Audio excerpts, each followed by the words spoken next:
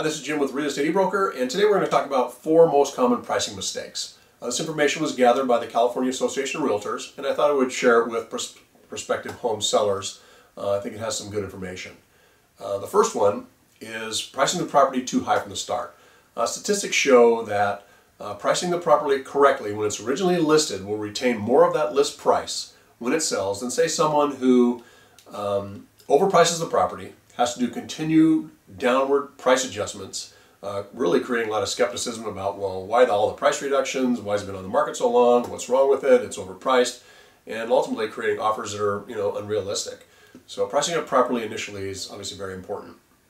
The second one, which was surprising to me, was in the top 4 most common, is using odd numbers to price the home. But it makes very good sense. Most of the homes are searched for on the internet, and when people do a search, they do a search from A to B or from B to C. So here's the scenario: if you price your house at $499, someone searching between $450 and $500 is going to see your home because it's at $499.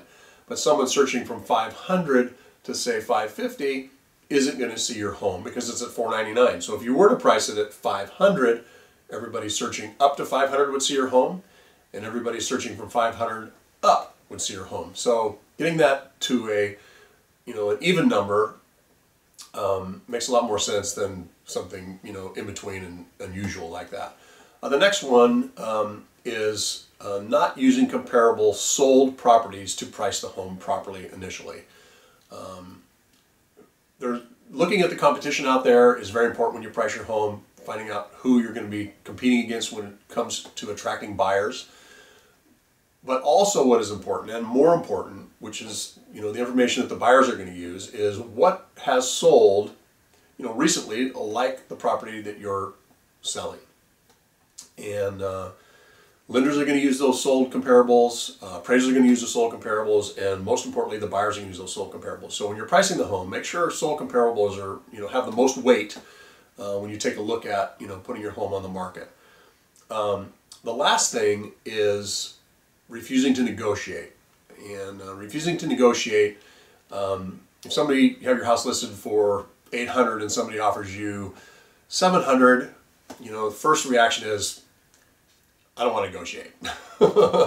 It's probably more dramatic than that, but let's just use that for now. And what you really need to do in that situation is you need to negotiate. You need to make a counteroffer. If you got it listed at $800 and they offer you $700, counter them back at $795. If they don't want to play ball, then you don't want to sell them your house anyway. So always leave room for negotiation. Don't take offers personally. Maybe they've got their reasons, and whatever they are. Selling your home for what fair market value is what really needs to happen. I hope this information was useful for you. If you want to talk more about it, you can reach us at ovhomesearch.com. Again, that's ovhomesearch.com. Thanks for tuning in, and we'll talk to you again soon.